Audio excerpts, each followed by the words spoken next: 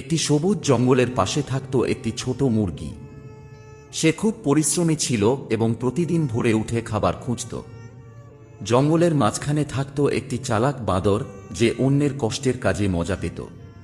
একদিন মুরগিটি অনেক কষ্ট করে ধান সংগ্রহ করল। বাঁদরটি দূর থেকে সব দেখছিল। সুযোগ পেয়ে সে মুরগির কাছে এসে বলল, আমি তোমার বন্ধু, ধানগুলো গাছে তুলে রাখতে সাহায্য করি।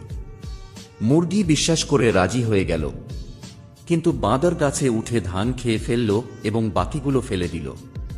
মুরগি খুব দুঃখ পেল, কিন্তু চুপ করে রইল।